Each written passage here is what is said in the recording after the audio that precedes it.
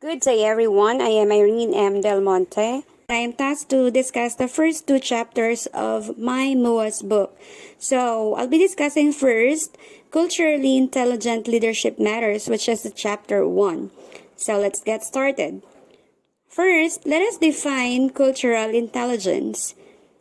Cultural intelligence refers to the skill to relate and work effectively in culturally diverse situations.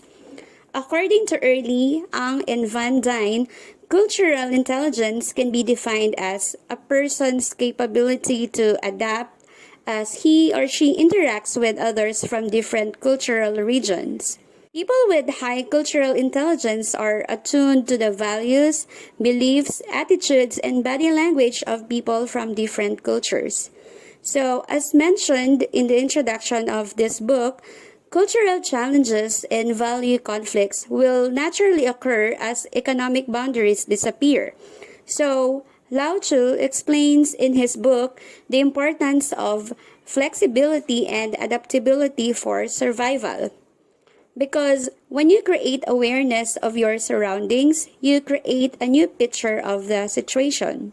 Paying attention to the idiosyncrasies will likely enable a leader to make different choices that contribute to the effectiveness of a team and organization.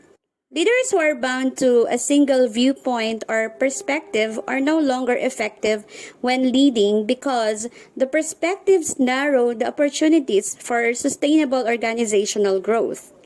But when leaders are focused on change and embrace an adaptability mindset, they can be better informed, make the right decisions, and provide the right resources to motivate their employees to succeed and perform at their best levels.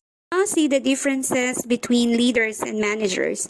Warren Bennis famously wrote in his book on becoming a leader that a manager does things right and leaders do the right thing. A manager's behavior and activities focus on the things like controlling, planning, coordinating, and organizing. This differs from a leader whose behaviors and tasks focus on innovation, vision, motivation, trust, and change. According to Ronald Heifetz, cultural intelligence requires leadership and not management. He believes that leaders must be able to see and anticipate what skill sets are needed in the future, not just develop their employees' skills for the moment. Culturally intelligent leaders must create an environment where diversity and culture flourish and where conflicting values can be safely expressed and explored through dialogue. So, let's of their organizations. First, leaders must make diversity a priority. Culturally intelligent leaders are those that elevate diversity to the top of organizational planning and view it as a critical factor to innovation and creativity. Diversity definitions are focused only on race and ethnicity and do not explore the dynamic dimensions implicit in culture. Second, leaders must get to know people and their differences. Having culturally intelligent leaders in organizations matters because they help to develop curiosity for differences in the workplace among employees. They also help to provide access to information and intentionally gather cultural knowledge on a daily basis that will help them and others to learn more about differences and the influence of differences in the workplace. The third, leaders must enable rich communication. Leaders must be willing to be vulnerable in intercultural interactions, openly admitting that they know and don't know about culture and cultural differences. And they must be able to admit that they might not be able to resolve intercultural differences. So, by demonstrating vulnerability, a leader enables richer communication and creates an inviting space and environment for intercultural dialogue. The fourth one is leaders must make accountability a core value. So, for diversity and culture to flourish in organizations, everyone in the workplace must hold each other accountable toward differences. Culturally intelligent leaders create standards of accountability, explaining what is expected of each employee and of themselves in intercultural interactions. And the fifth one is leaders must be able to establish mutualism as the final arbiter. So the differences among individuals and groups can change, but this usually occurs very slowly. Leaders must be able to identify mutual interests, values, and beliefs in order to create a culture of mutual interdependence. Because conflict is unavoidable and often necessary. So it is best for leaders to create a picture of mutual dependence that is both beneficial and progressive for employees. So, in summary, culturally intelligent leaders are change focused and change ready. They anticipate different scenarios for change and enable their organizations and people to embrace change.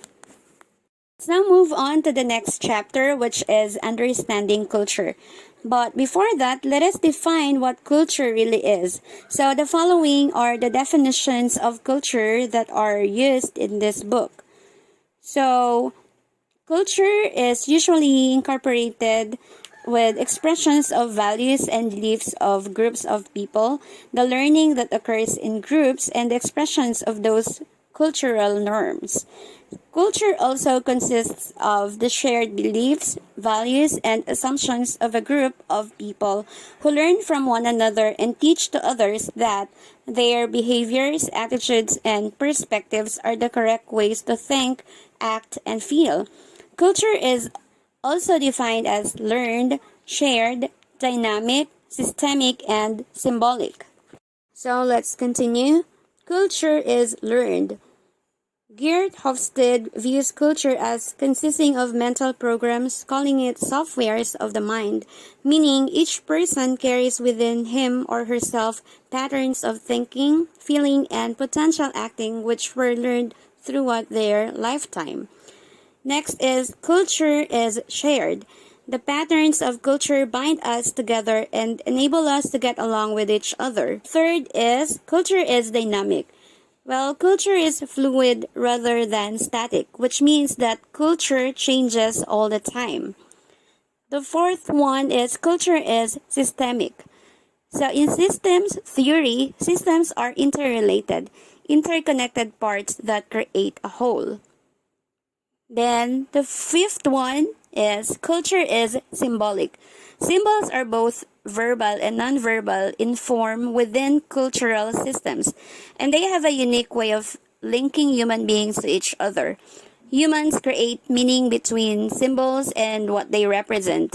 So as a result, different interpretations of a symbol can occur in different cultural contexts. So let's move on to the levels of culture. One of the basic tenets of culture is that it consists of levels and sub-levels.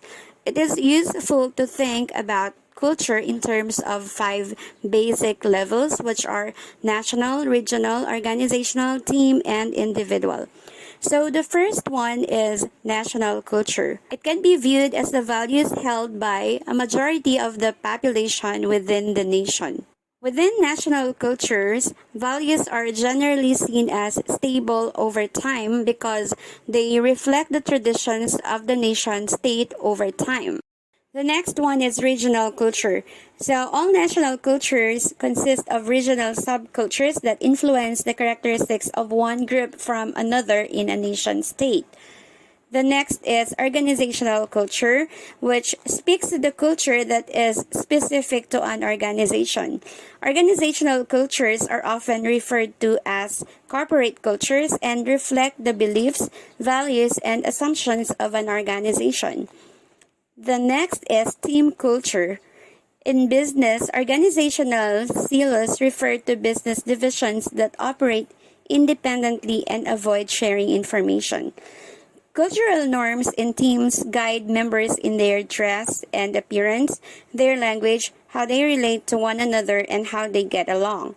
Departments, teams, or work groups can and will act very differently from each other, even though they are located in the same building and in the same organization. Next is individual culture. Individual cultural differences relate to your preferences for things through your personal experiences that include the influence of your family, your peers, school, media, co-workers, and so on. Let's now have the roots of culture. Cultures show up in many forms and are expressed differently, yet all forms and levels of cultures express and share three fundamental aspects, and these are values, assumptions, and symbols. So let's discuss values. You need to recognize that value systems are fundamental to understanding how culture expresses itself. Values often serve as principles that guide people in their behaviors and actions. So let's now have assumptions. So our values are supported by our assumptions of the world. Our assumptions about our world determine how we react emotionally and what actions we need to take.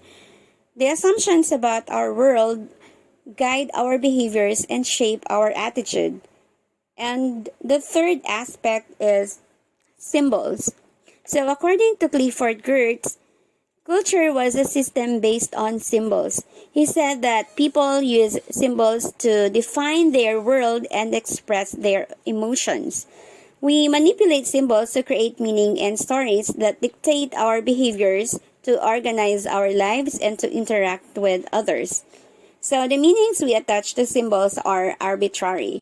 Moving on to the value dimensions of culture. So according to Hofstede, the five main dimensions are identity, power, gender, uncertainty, and time. Cultural value dimensions help you to understand culture and to be able to make sense of culture. Cultural value dimensions provide clarity and a starting place for cultural awareness. So let's have the first one, which is identity. Identity dimension refers to the attention of groups or individuals toward group needs versus individual needs, as well as toward individual achievement and interpersonal relationships. The second is power. It is defined as the distance dimensions as maintaining strict rules that establish the types of relationships individuals have with one another. So power represents the level of inequality and quality, as well as the level of hierarchy and upward mobility within cultural group. Then let's have gender.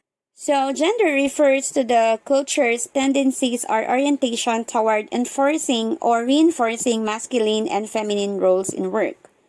Masculine cultures tend to emphasize ambition, control, competition, and assertiveness and achievement, whereas feminine cultures emphasize nurture, care, sharing, quality of life, and relationships. Then, let's move on to uncertainty. The dimension of uncertainty emphasizes cultures that are either oriented toward uncertainty or toward creating certainty and stability. So, the last one is time. The dimension of time speaks to know how communities are oriented towards space and time, including their tendencies toward traditions in the past and their orientation toward the future and present. Time is also a reference to a culture's orientation toward tasks or relationships. So, in conclusion, understanding different cultures is not only critical, but it also promotes ample coexistence. As we learn about diverse cultures, it is worth noting that all of us are different individuals. Rather than generalizing, we should treat each other as unique individuals. This will go a long way in creating a better environment where we can all thrive. Moreover, learning about diverse cultures helps us realize that there are numerous and better approaches to life. Learning about other people's customs and cultures make us a versatile human being. Thank you very much and have a good day.